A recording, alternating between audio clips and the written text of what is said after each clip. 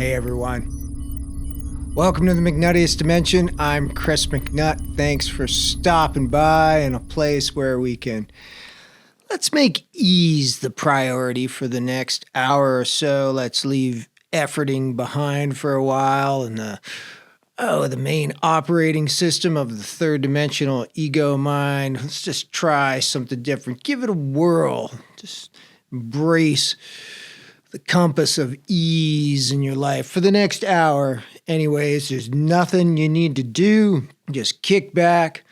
McNuttiest Dimension is here for you. The McNuttiest Dimension embraces all forms of reality, as we will find out in this episode. We embrace ordinary and non-ordinary reality.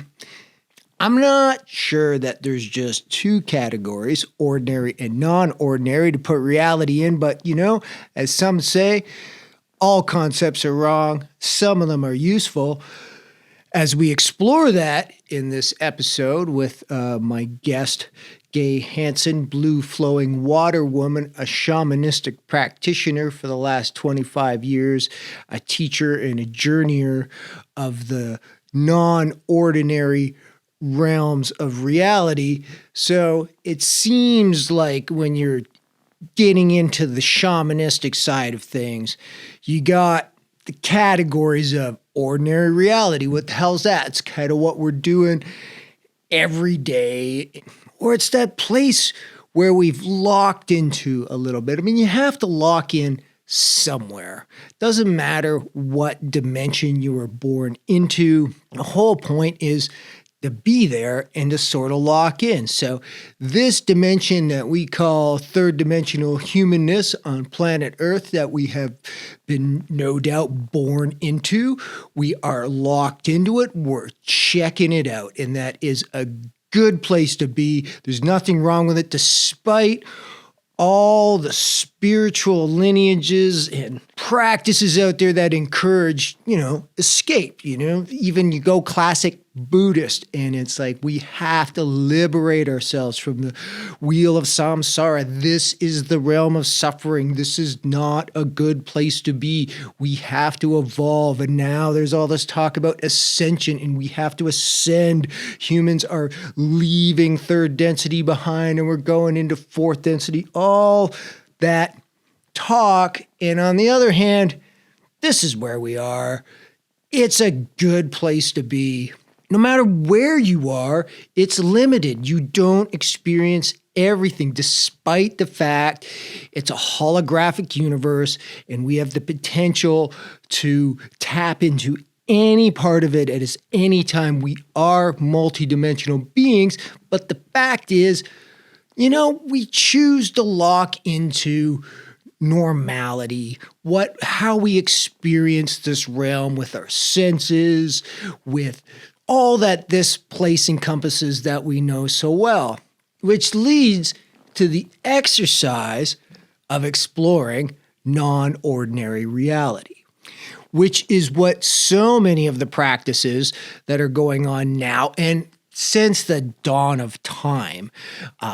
Plant medicine is as old as the hills, as are all the other practices, meditation, breath work, that takes us into what we would call non-ordinary reality. It's different because we're multidimensional. We can tap into all kinds of different dimensions.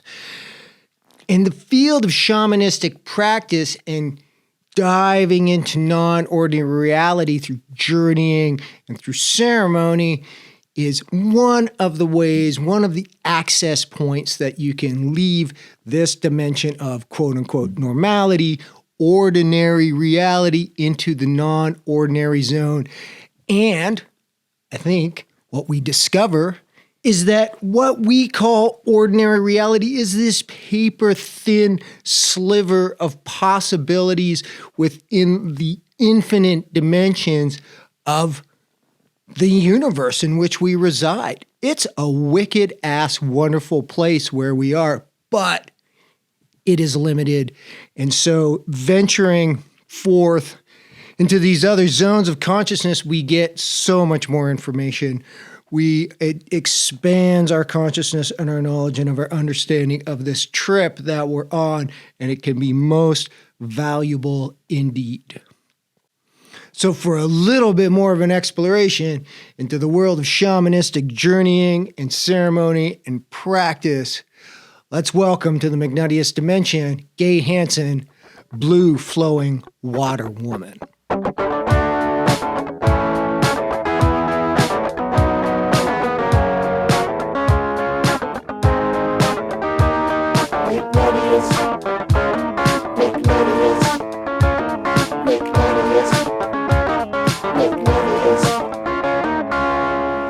So welcome, Gaye Hanson, shamanic practitioner.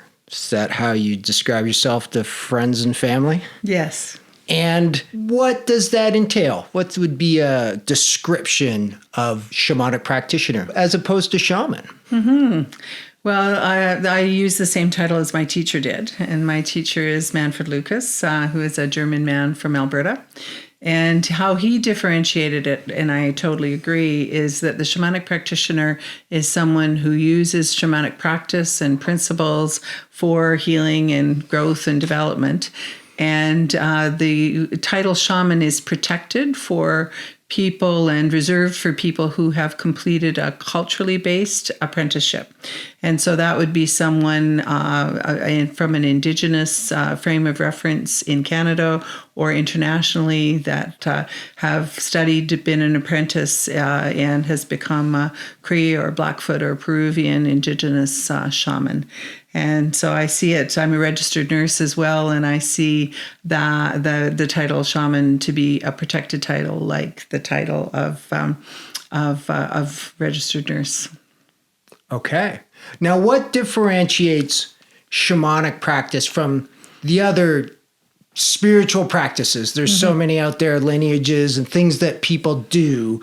So how would you describe, the practice of doing things shamanically? So I think one of the principles is a deep connection with nature and the natural world. And so that's all of the elements. It's all of the aspects of nature. And one of the features is inviting power animals, birds or fish, in as character or as helpers into our day-to-day life. And you look around my healing room and you notice lots of black bear, and that's my character power animal. I've also have others that are helper power animals. And there are spirit guides as well, and also elements and plants and trees that we work with. So very deeply rooted in nature. And it's energy medicine. And so there are lots of other different disciplines that work with energy. And the particular practice uses shamanic journeying, which is aided by drumming. And it's a repetitive sort of fetal heart rate sort of speed of drumming that's used to go from ordinary to non-ordinary reality, to enter this parallel domain that has its own geography and its own features, to gain guidance, to gain learning, to be well protected, and to be taught in non-ordinary reality. So connection to nature as kind of like a key foundation of doing things shamanistically. And so would that category include all sort of practices of the world that are, things from druids to, Wicca, to anything that's sort of like indigenous sort of practice? Would shamanism kind of encompass all of that? Well, I'm always hesitant to use one term as an umbrella term for lots of different diverse practices. And certainly I think the most ancient practices are the shamanic practices.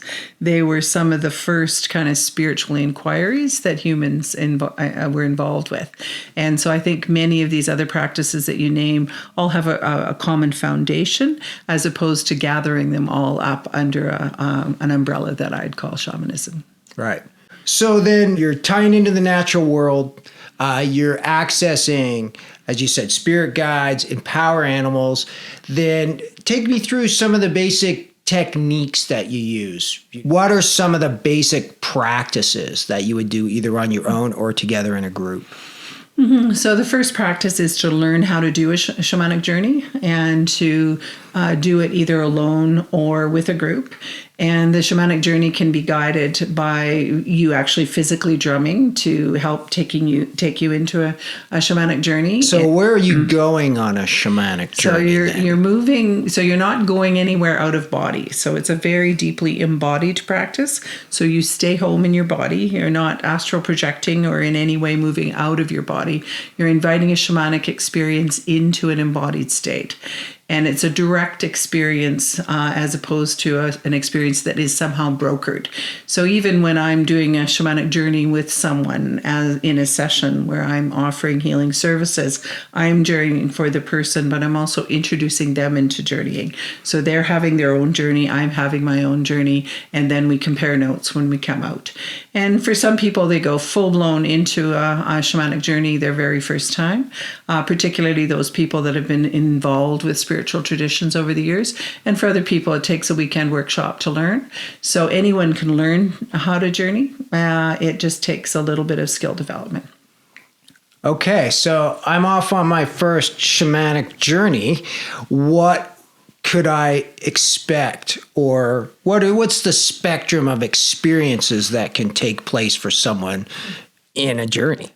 And so a beginning experience would be having some bodily sensations, having some lights and colors, and sometimes some animal presence, having a message come in. So it can come in through any of the senses. So for some people, they journey very visually. Other people, it's kind of auditory. Other people, it's very kinesthetic. They're running, flying, swimming in their journeys.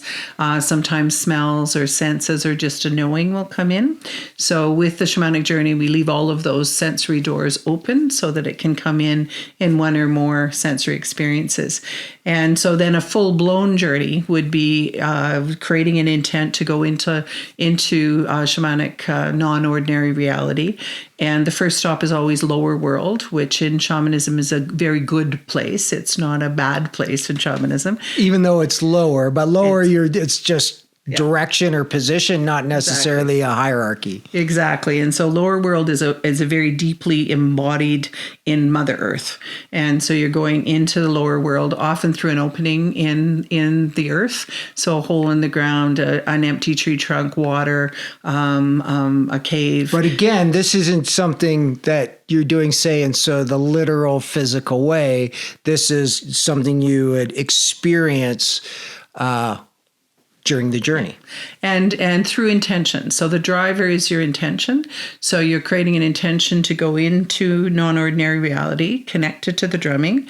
You're creating a further intention to go into lower world, which is an all-natural world. So no buildings, no people, no vehicles, just plants and mountains and streams and water and animals and birds.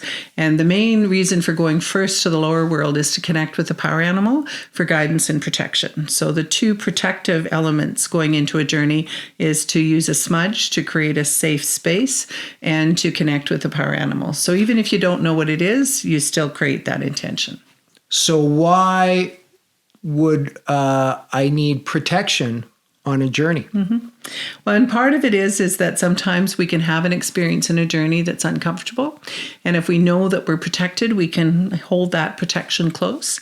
And usually if there's trouble in a journey, it's to do with ego, and it's to do with some sort of an ego-based construction around this isn't good enough and I need to have it more dramatic, or I want for something to happen, or we're creating an attraction to negative energy. Right. So is it working on sort of the principle that everything's a mirror reflection that starts in my own internal world? So what I'm going to experience is a reflection of my internal landscape, or is there, say, no, there is this actual world, be it the lower world or these other realms, that I will be experiencing things from that? What's that connection between me, the journeyer, and what I experience? Well, and I think that it's both, that certainly there is a reflection of your inner world, but there's also an access to external knowledge. And to me, it's a description of all knowledge that ever was is now or ever will be. So it is like the Universal Library of Congress in Kind of terms like of the Akasha, or well, and some people would call it the Akashic Records, and others that would name it something else. And going into the lower world, connecting with Paranimal, going into middle world, which is sort of the globe-trotting world. So this morning I was journeying for someone in the Netherlands, and so we go into middle world in order to connect at a distance. So particularly through COVID, a great deal of my practice was long distance, and middle world allows us to visit places that we've been to, places that we haven't been to, and have real experiences of having those places in our energy. So again, we're not traveling so much as connecting to a place that's at a physical distance. And then the upper world, which is the third realm, is more cloud-like. It doesn't have a lot of natural or built environment, and that's kind of where a lot of the spirit guides hang out, along with ancestors, grandmothers, grandfathers, other kinds of faith or ceremonial circles can be encountered there as well. Okay, so to clarify, first step where you often take people is the lower world, which you say is very natural, very earth connected. So describe in a little bit more detail the middle world and say like the mapping of it and where is it and what are you experiencing in the middle world? Mm-hmm. So the middle world looks a lot like what's outside of our door. Other than sometimes you can go kind of back or forward in time. So it doesn't necessarily have vehicles that are all current or houses that all look current. And it can be anywhere on the planet. And it can be a sense of kind of traveling, although you're in your body, you're experiencing a notion of traveling, or it can be that you're popping from one place to another. And would it always be on this planet, or can you find yourself in other worlds, similar worlds? Yeah. Well, and for me, most of the extraplanetary experiences in the upper world for me, and in that literally the sky's the limit. Right. So middle world's here now. This is what we know. It's very familiar to our world. Yeah. And what sort of encounters or messages or beings would one encounter in the middle world? So in the middle world, it mostly looks like humans, or it looks like animals or trees or plants or birds or fish that sort of more or less normally exist. Sometimes the laws of physics are defied somewhat in terms of vehicles flying or planes swimming or, different animals occupying spaces or, moving around differently than they would otherwise. So that's part of the quirkiness of it, in that it looks like what we'd see outside our doors, but not exactly.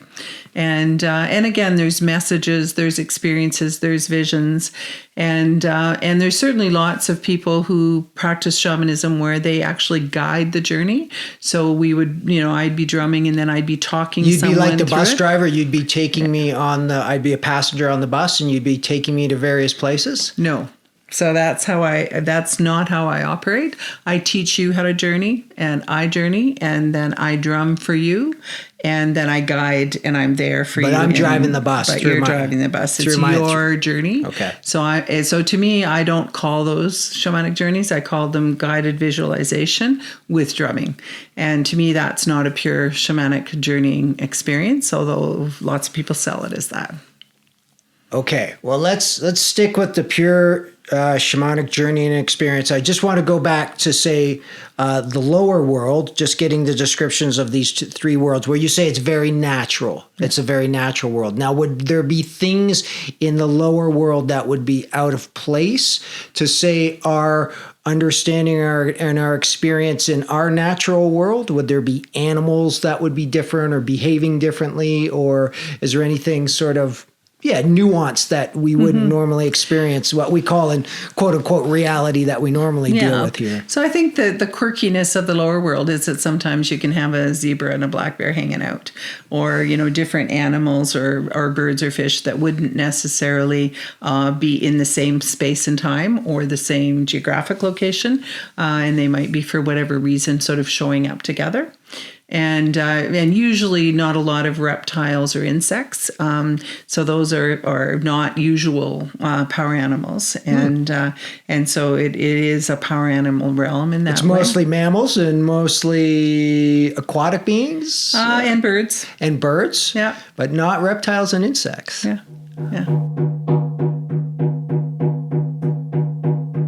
Do we all have like power animals, or just some have multiple?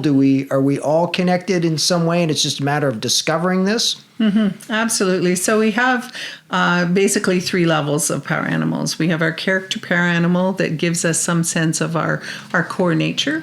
And so usually we only have one character power animal. And sometimes over the course of a life, it would shift, but not usually. So it's very rare for a character animal to change.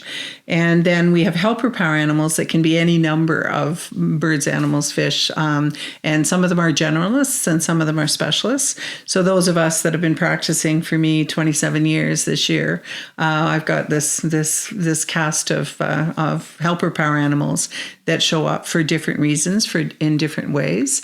And then we're basically connected to all of nature. So that's one of the principles of shamanism. So in our introductory workshop, we teach power animal retrieval.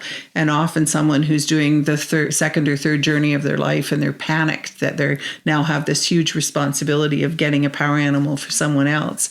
And it's like, what if I get the wrong power animal? And the answer is there is no wrong power animal. We're connected to all of creation, and just some are close relatives and some are more distant relatives. So, and that's your primary messaging and information you get from the lower world? Yeah. Any tree beings, rock beings, any other elementals that are natural elementals there as well? Yeah, absolutely. So I've certainly had experience of power trees, power plants, sometimes essences of different kinds of things will come through, crystal essences or other kinds of essences. Sometimes instructions that I don't know anything about. I remember at one point working with a very complex situation, and I was told that I had to do a negotiation with the Andromeda High Council because he was basically a dual citizen of Andromeda and Earth and had never fully integrated into his Earth existence because he was afraid of losing home in Andromeda. So I went into this whole journey discussion and negotiations and came out of it going, I wonder if it's a real thing, and got on the internet and found out absolutely it's a very real thing. So that's not... You took this person, you helped this person journey into the lower realms to find some earthiness. You're going to, hey, Andromedan, you're going to hang out here for a while, get down with some earth energy. Absolutely. And part of it is if we're only half incarnated, it can cause all kinds of problems. And in his case, he was only half incarnated, but he also had a lot of soul depletion for various reasons. And so it was a difficult combination. Mm-hmm. Okay, lower world, natural, you got animals and other things as well. Middle world, kind of like what we would consider what we know as the day-to-day world reality. Very humans are the human form is where you're getting your information and messaging. Then what is the next one you said? Is it the upper? Yeah. So the upper world is where the spirit guides hang out. And spirit guides are very, very interesting because they can come in any form that you can imagine. So they can be angelic beings. They can be ancestors. I have one that calls himself Beacon. That's just this flash of light. And he's like a non-ordinary reality GPS. We can have different kinds of nature divas or fairies or elves or, sort of all manner of beings. And some of them look human. Some of them look otherworldly. And galactic beings are in that as well. Yeah, category? Absolutely. Yeah. I had a wonderful encounter with some Atlanteans and Lemurians, and the Lemurians all turned up as black. So I have no idea whether people were black in Lemuria, but maybe they were. and I have the Palladians come to visit every once in a while, and they're into tattooing my energy with the constellation from the outside in, and then they started with the inside out. And so I guess that's Well, those Palladians, they're sneaky. They know lots of tricks. Absolutely. And it was some kind of an adoption ritual. And so for me, I find it endlessly fascinating because every journey is different. And I've never had two the same in all of these years, and endlessly creative in terms of what's brought. And sometimes very, very precise information that you could not have connected with in any way, shape, or form. Remember once journeying for someone who'd lost their mother, and what came was the bluebird of happiness. And I'm sort of thinking, oh my God, I can't. That's cliche. Well, it's cliche, but also, can I bring this grieving woman back, the bluebird of happiness? And I was told in the journey, how does it get better than that? Exactly. And what it turned out is her mother had a kitchen full of bluebirds. And she had bluebird teapots, and she had bluebird linens, and she had bluebird aprons. And that was a very, very precise symbol connected to her mother. I had no idea, but the journey was quite insistent that I bring back the bluebird of happiness. So the job of the shamanic practitioner is to experience the entire journey, to bring it back without adding, embellishing, analyzing it, and relating it. And so you're there with somebody, and if it's their journey. So if you're with me, we're doing this together. I'm going to experience animals in the lower realm. I'm going to have messaging in the middle realm, but you're there. You're also, you sense that this is going on.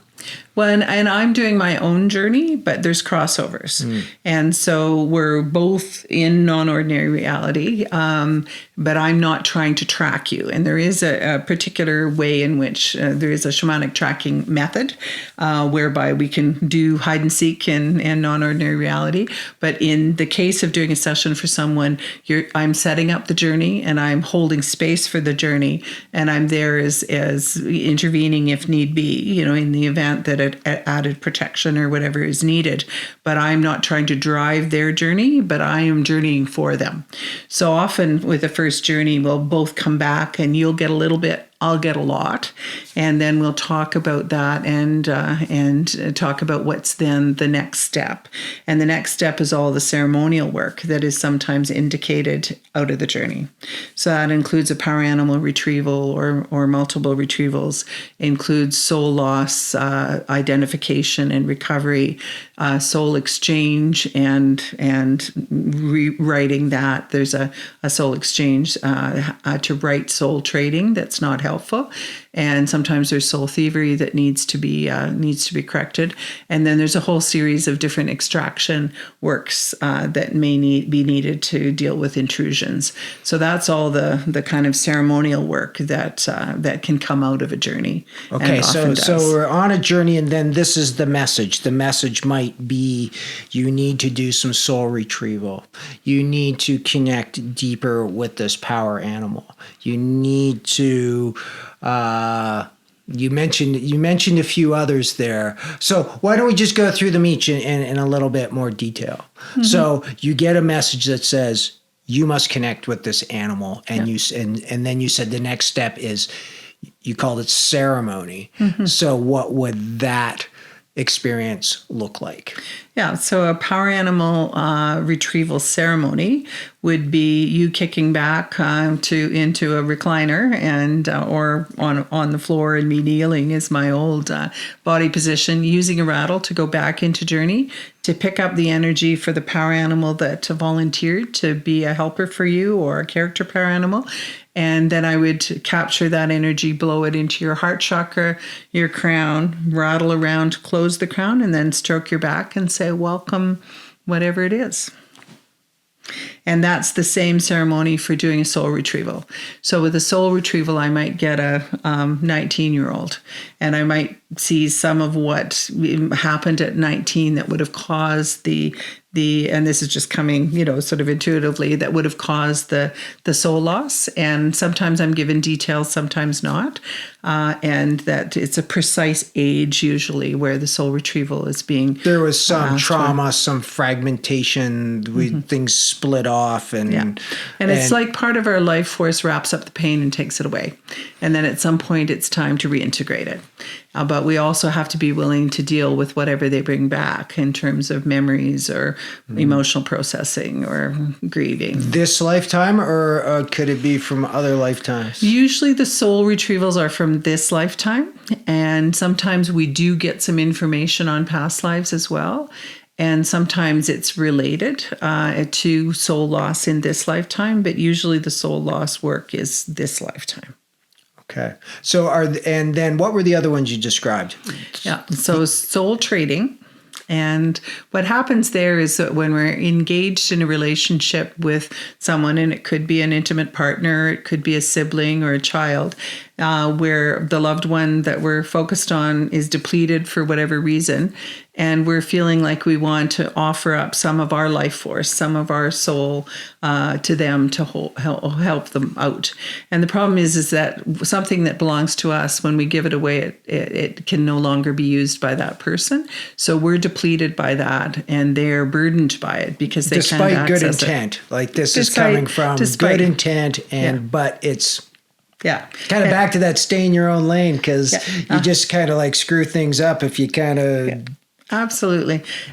So the soul exchange ceremony is about, I'm with, gratitude, giving back any soul parts or life force that I'm holding of yours, and you're giving whatever you're holding of mine back to me. So it just sort of takes the stickiness or the Velcro out of the relationship and creates a smoothness. So it's not about pushing each other away. It's about recreating the nature of the bond between two people. So is one of the kind of baseline theories you're working with that we need to be whole and, on our own, like we need to be autonomous, we need to be sovereign, we need to have all our energies, not being entangled with others and, energetic cords and that sort of thing? Is that sort of like an archetype you're aiming to work with people? Absolutely. And there's ways in which, and the safest way to actually help someone out is to actually be a conduit of universal energy. And then we offer it up. So it's not like we're directing it, but we're just sort of saying, here, if you're looking for a pool of energy, let me help you access universal energy. It's not mine, doesn't have my energy stamp on it, but I can help hold space for you. And you can choose to access it or not. So there's a lot of ethical considerations in shamanic practice. And my teacher Manfred was very, very clear on ethics. And part of it is you don't go directing energy toward anyone without them asking or giving permission. And the only exception is if someone's in a coma or is a very small child, then someone can ask on their behalf for the shamanic journey. So it is in that way a very private practice. And certainly his ethic was you don't go around saying, here, I'm a shamanic practitioner, I'm here to help you, or I can't help you, or any of the rest of it. Me as the journeyer, I'm having the experience, I'm doing the work. Yeah.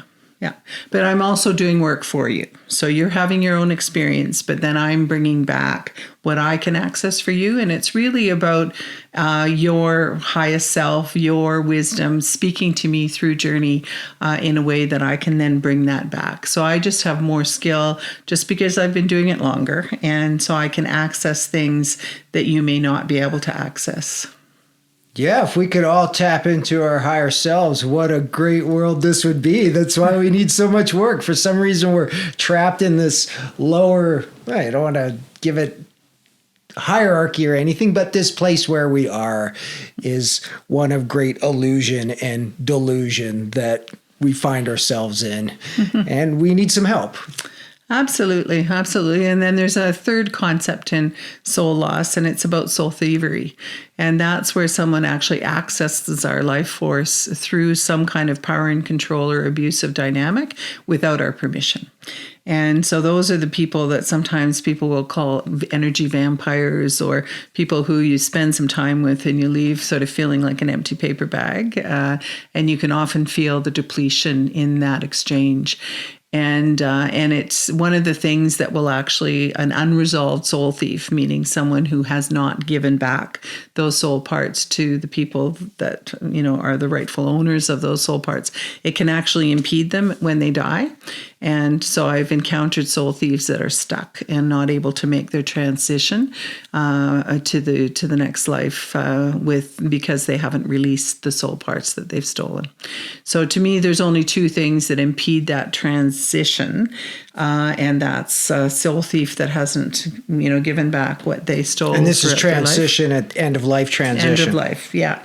And the other thing is confusion, that sometimes if it's an unexpected or accidental death, it takes the soul a bit of time to figure out, what it needs to do next. And so there is a whole practice in shamanism, and I'm involved in that practice of the Death Walker practice and helping people prepare, and then also sort of helping to make sure that they get across and settle in.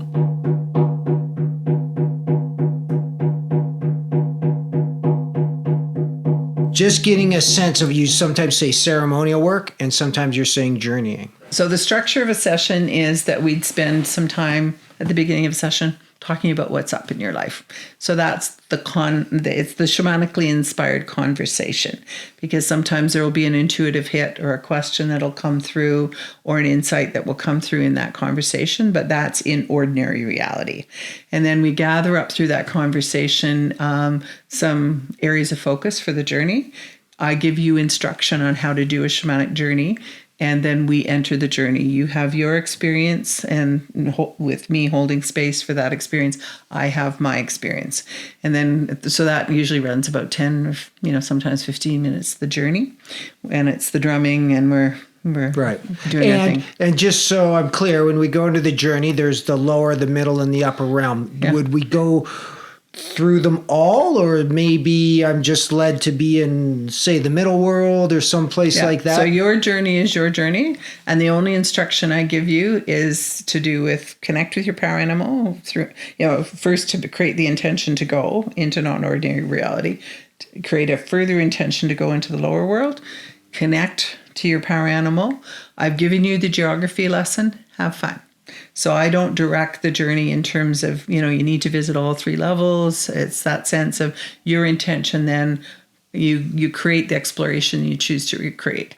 And if you doze off, or if you just have a bunch of, lights and flashing color and some smells, and so the journey is kind of a beginning journey, that's good, and it's fine. And then I have a rich journey that I bring back, and that gives us lots to work with. And so it's, and that's sometimes what can really impede a journey, is if there's kind of performance anxiety in terms of it's got to be big, and sometimes it's big and sometimes it isn't.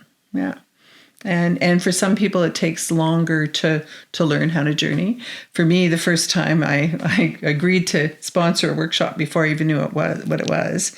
And then I thought, oh my God, people are going to be phoning me out asking me what this is, and I have no idea. So I was out in Saskatoon and went over to a New Age bookstore and bought just a little drumming. It was a cassette deck. That's how long ago it was. And threw the drumming and went full blown into a full journey, and came out of it going, what the hell? But I was also a meditator. And Were you driving? No. You didn't put it in your car. One of the lessons is that you never put on a drumming tape when you're driving. Absolutely. Unless it's a traffic jam. Yeah, for sure. You're there for a while. Let's just talk about ceremony. That there's that now out in the world, it's a common term. People talk about doing ceremony. It's, compared to 30, 40 years ago, it's pretty mainstream idea. So what does ceremony mean to you? Mm-hmm. And what are some of the principles of ceremony? Yeah. Well, and to me, the biggest principle is intent. That it's not something we play with. It's something that we have and it doesn't have to be heavy, but there needs to be a clear intent in terms of the purpose of this ceremony. So it's a ritual. You're doing you're doing some ritual. Yeah, exactly. And in a shamanic ritual or ceremony, there would always be elements. So fire or water or earth, sometimes all 4 represented. Physically, you have a burning candle or a fire, and you have these items with you. Yeah, exactly. And to me, part of what is neat about now is that that ceremony or ritual doesn't have to come out of a book, and it doesn't have to be sort of blessed or sort of ordained by any particular faith. Because the dogma of lineages and things like that is kind of rear view mirror a little bit. Exactly. So to me, ceremony invites direct experience, and it doesn't have to be brokered. You don't need to get permission from someone to do ceremony. You need the intent. And you need the intent. And the power of that intent, is that what drives it? Yeah, absolutely. And you can, like I've done lots of marriages. I'm a marriage commissioner. And one of my questions with a couple that want to get married is, do you want paraphernalia or not? Like, do you want the smudge and you want the drum and do you want shamanic trappings or not? And so it doesn't matter, because the intent is bringing that spiritual intent to the ceremony. So you don't need the trappings. So a ceremony can be a conversation with an element on a walk in the bush. It doesn't have to have trappings. It doesn't have to have... But do the trappings help? Is it helpful to burn sage as an example? Absolutely. Well, and to me, it's a fundamental setting of energetic space, that you're creating a safe space using sage. So the two kind of safety precautions in shamanism is to burn smudge. And if I'm in a hotel room somewhere in downtown Toronto where you can't burn smudge, I'll always have it with me, and I'll just rub it between my fingers and create what I call the intention of smudge. And I'll smell it. I'll make sure the person I'm working with smells it. And so you're creating, and again, your intention is the most important thing. And Manfred got to a place, after practicing for many, many years, that, it really boiled down to even the drum was optional. And for me now, I've done so much of this work. All I have to do is move my wrist and go straight into journey, because it's so embedded in my energy. Fabulous description and fabulous insight into the whole world of the shamanic journeying and the practice and the ceremony. And it taking place now in this, early 21st century, where we are, where there's a lot of concepts flying around there. Ascension, the earth, humanity, up-leveling, the veils are thinned, energy's ripping around. Lots of people can feel it and are practicing it in many different ways, experiencing it. This is one of them. There's people turning to shamanic practices all over the world. What messages are you getting from spirit guides? What's happening to us collectively, individually, the earth, the planet? What are you seeing that's going on in the here and the now? Well, we have lots of opportunities for learning. And the curriculum isn't always what we would have hoped or expected. But do you think that curriculum or the opportunities have intensified at the moment? Is it? Absolutely. And I believe that with the intensity of the challenge, even if we look at the epidemic or we look at what's happened with American politics over the last year, just various kinds of really serious global challenges. And I also believe that we have that access to that wisdom and the knowledge and the ancient and modern practices. Do we have more access now, or has it always kind of been about the same, or is that sort of intensifying? No, I believe in this notion of kind of a thinner veil. And how Manfred put it was that we don't need to suffer quite as much as we did at one time. And so, at one time, as Indigenous people, a lot of us, we all had Indigenous lives. We needed the sweat lodge, and we needed the vision quest, and we needed the Sundance, and that involved a lot of physical challenge and suffering in order to have the spiritual breakthroughs, where now I think the veil is thinner, and I think that those spiritual breakthroughs are available to us without that degree of physical deprivation and suffering. But we still, many of us invite suffering into our lives in all kinds of ways. We love it. That's kind of what this third dimensional, yeah, and trip's all about. Yeah, absolutely. And I think that that it's part of human life. That suffering is part of human life. But I think some of it is optional, and I think some of it Or the old saying is, Pain is inevitable, suffering's optional. Yeah, exactly. Mind you, one of the quotes that I love is somebody asked the Dalai Lama at one point, why is there so much suffering in the world? And his response was, there's this much suffering in the world so that we can learn compassion. Because without the suffering, we wouldn't need compassion. So if we can actually find a compassionate response to our own suffering and to the suffering of others, that's about, the highest evolution that we can get to as humans. So I don't think any of us will ever be, in quotes, ascended to the point where we're just tripping around in bliss all the time. And if so, I'm not sure we're still on this planet or that we need to be still on this planet. So I'm quite happy to be still slogging through the muck with the rest of us. And it really is about how can we help each other? How can we, give a hand to someone? And to me, that's what practice is all about, is just being there for one another. And today it was the mother and a 4-year-old that came, and we just had some snacks and had some fun and some play, and sort of watered the lawn 6 times and got the child all wet. And it was a ceremony in and of itself. It was playful, and it was beautiful. So I think we have all kinds of ways and experiences that can be meaningful in our lives. Are you seeing more people now taking, say, the spiritual approach?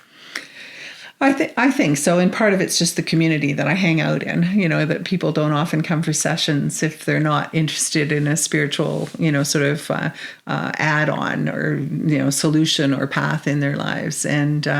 And so I don't spend a lot of time down at the 98 or somewhere where there's probably people that are on other paths and doing other things. And so I think my sample is not a fair and reasonable sample of what's going on in the world. But I also think that there are people that are really, really confused. And there's people, I read something recently about how we can approach life to bring meaning to our life, but we can also, through our cynicism and through our judgment, we can rob our life of meaning. And so to me, again, that's about intention. Do we seek meaning, and do we find gratitude, and do we bring that richness to our lives? Or do we say none of it matters and it's all crap and the world's going to hell in a basket? And we take that cynical approach and literally rob our lives of meaning. And so I thought it was interesting, because I never think about meaning as being a choice. And it is. Do you see us sort of like holding the course as humans in the way we've lived for the past 5,000-10,000 years? Or do you see some bigger shifts going on just collectively as humans at this time? I believe that we are going through a big shift, and part of my hope is in the next generation. It's the 30-something-year-olds, and it's my grandchildren, and they're coming in as humans version 2.0, and they're coming in with a higher ethical standard around human interaction, around the planet. I don't think they're going to be as destructive as our generation was. I think that they just have a capacity to be that much more loving. So I just have all kinds of hope. And the young people that I hang out with, as my daughter, who's in her 30s, says, "Mom, you're so weird. People think you're cool." And if that attracts, and the shamanic practice attracts a really, really diverse group of young people, which I just adore, because it teaches me so much. And that's where the hope resides for me, that I'm not sure that, some of us old dogs can learn a whole bunch of new tricks, but I think we can hold doors open, and we can bring our life experience to the younger people who will save us, I believe.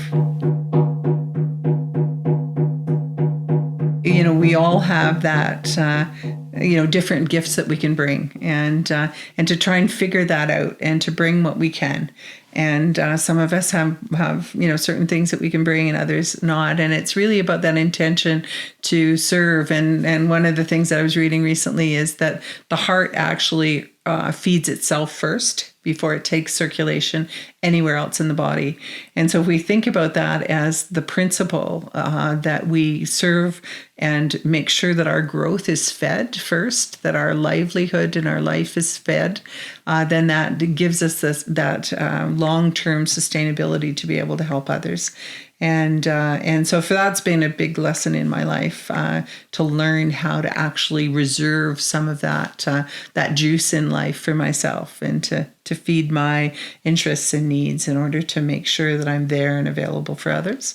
And that's, I think, a really important principle, that we're both supposed to savor our lives as well as serve others, and not allow that to come into imbalance. So shamanic work, what you call shamanic practice, and its goals it's not that different than other spiritual practices. We try to find our mission. We're trying to find out what we're here to do. We're trying to heal. So what's your take then, non-ordinary reality? What is ordinary reality? Or is that an illusion in itself, that we kind of lock ourselves into this thing, quote unquote, this is reality. And then you're taking people into the non-normal reality, but is it really any different, or is one better than the other? Is there even a normal? And I don't think anything is normal. I think it's all energy, and it is all subject to perception. And I was working with a person recently who's a very evolved being, and with some really wild sort of a wildness to her spirit, to her soul. And she brought in a new spirit guide, and it was the keeper. It was about transmutation. It was about alchemy, but it was the keeper of the field of arising. And the field of arising is where energy becomes matter. So if you're actually recognizing that everything is energy and matter arises from energy, as opposed to the other way around, it means that it's all, sort of, if not an illusion, it certainly is ever, moment to moment, it's arising.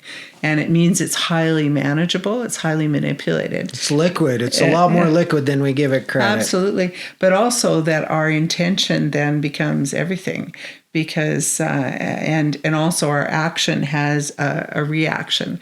So I've always had this sense that what we bring, what we say, what we think, and our words and our thoughts and our actions have consequences. It has a response. We put good stuff out there, the good stuff comes back. We put bad stuff out there, the bad stuff comes back. But now we're in a place where it actually amplifies. And so in the energetic realms. Absolutely. And so it's coming back way faster than I was when I was a young woman. And so you're saying now, this time period that we're living in, the energies are amplified. So it is happening. Yeah. That happens quicker. That happens faster. And it almost happens before the intent goes out. So even the time space stuff around, well, it used to be, I put bad stuff out there, it goes and it trickles around, and for 3 years it might come back. Where now it's not even out the door, and it's happened already, and it's been amplified. So that ability to, and I think that's part of human evolution, that it used to be that we were driving old Pontiacs where we had lots of play in the steering wheel, and we could be reckless with our intention and our energies and our karmic kind of actions. Where now we're driving a sports car, that our evolution has happened. Formula One race car. We're ripping around the track at 300 clicks. Yeah. And there's no play in the steering wheel. Like there's not as much room to be reckless in our thoughts, words, and actions, so that we need to be more intentional. And we just get to be more responsible in our thoughts, words, and actions when we have a spiritual practice that gives us some support and some guidance, because we're human. We screw up all the time, but we screw up less if we're grounded, if we're embodied, and if we actually have helpers working with us to be the best that we can be in that moment. So we're in a time where it's going faster, and we have to take a little bit more care, and we have to be a little bit more precise and on the ball. Yeah. Absolutely, because the shrapnel that we're creating for ourselves and others is There's more even now in this high energy time. So you're saying the recklessness and what it creates, the shrapnel, so to speak, there's more of that? Yeah. The explosions and the impact is higher as well? I would say so, yeah. So, dang, then what, other than practice, other than being grounded, being present, what else can we be doing now to negotiate this time period that we're in, this high energy period of human existence? Well, to me, it's a lot about spiritual community and surrounding yourself by people who are going to tell you the truth when you're screwing up, or help you to get into a place that's actually working for you, so that you can, with support, navigate life.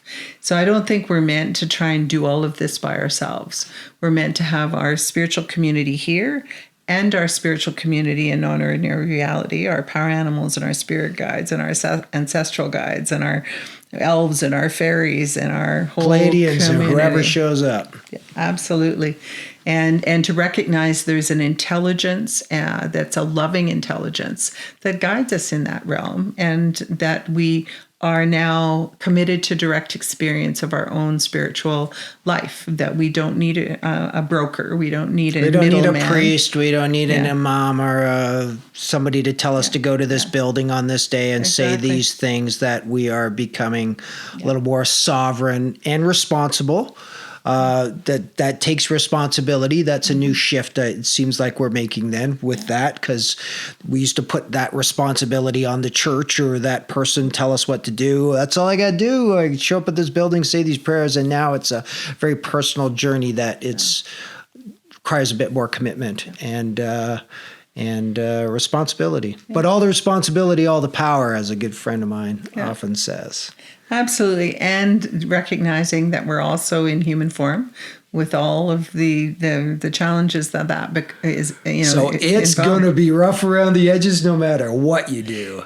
And interesting, never boring. And also the reason that we build spiritual community is so in those points of confusion and in an experience that we are having a hard time processing or understanding, we have someone to go to that can help us figure it out and sort it out and integrate it. And so that's the old role of clergy to some extent in its finest form, is to be there for guidance and solace and helping you figure things out. And the most humble of people who carried those roles through many, many eons of humanity carried them, ethically and responsibly, and they served a real purpose in our community. But then because it became a concentration of power, there was a corruption that occurred, not necessarily at the same level and in the same way throughout the various faiths. But, there's the old saying that power corrupts and absolute power corrupts absolutely. And so I think that's part of the confusion as humanity writ large that we're involved in, is that we just can't trust those institutions to be spiritual and to give us the guidance and give us the solace and give us the ethical sort of support that we're seeking. So I was raised in a Christian church, and I continued that even after I came to Whitehorse and ended up on the governing body. And I discovered that it was more political and more bloodthirsty than what I was experiencing in the bureaucracy at a pretty senior level. And it was like, I don't want to do this on Sunday and call it my spiritual life. Like, this is man-made, this is human-made, and it has all of the failings of that. And it's lost, literally, in that case, the Spirit of Christ. So I still work very, very closely in my shamanic practice with Christ energy, which is beautiful and some of the most powerful, purest energy that I've worked with. But it has nothing to do with church, and it has nothing to do with the human-built institution. It's time for humans to be free again. Yeah. Absolutely. And in that, there is a responsibility for some discipline, because we can't be both free, powerful, or all three, free, powerful, and reckless. That with the freedom and with the power and with the clarity comes that sense of discipline. And I can't be reckless anymore, Gaye. Yeah. Well, you can in some areas of your life, just in other areas of our life. So we need to be more careful. The recklessness, as you say, the shrapnel of my own journey becomes, I've noticed it's not appealing anymore, the shrapnel, and taking the flak. And it's like, my own intention has been to reduce that to be smoother and cleaner in this journey. And I am enjoying it the piece of it. Yeah. Recklessness was fun, sloppiness, recklessness, being young. But I appreciate the smoother, less shrapnel flow. Absolutely. And to recognize that we also have an amazing human capacity to spread gold dust and fairy dust and star dust with us as well. That just like we have this potential to create harm, we also have the intention to bring, or our capacity to bring love and to bring transformative beauty into the world. And so as human beings, we have all of that. And it's really about, we have free will. That if we want to use our free will to turn our back on our helpers, to turn our back on creation, to turn our back on the planets, to turn our back on Creator, then the world just says, okay, go ahead. If that's your path, you just go ahead. Or if we want to use that free will to make connection that is going to serve us, then Creator and creation is right there and it's got our back. But is not going to invade us. That if we use our free will to create isolation, that will be respected. Freedom. It's time for humans to be free. Yes. Yeah, my t-shirt says, does not do well in captivity. Absolutely. And for those curious, the work that you do, that many others are doing out there in the shamanistic realms, it can be a very useful vehicle. So thanks for the insight. I've learned a lot. Appreciate your candidness and openness about what you do out there in the world. So thanks again. It's been a wonderful chat, Gaye. Well, and thank you so much for the opportunity, Chris.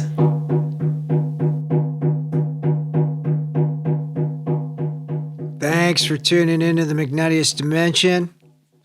Thanks for choosing ease over efforting. Thanks for choosing intuiting and feeling your way through this world instead of just thinking this damn joint through. We can all learn some new tricks, and this whole place is going to be better for it. Thanks to my guest, Gaye Hanson, Blue Flowing Water Woman. What wonderful insight into the world of shamanic practice, journeying, and ceremony, and just wisdom of life in this moment. That was such a treat.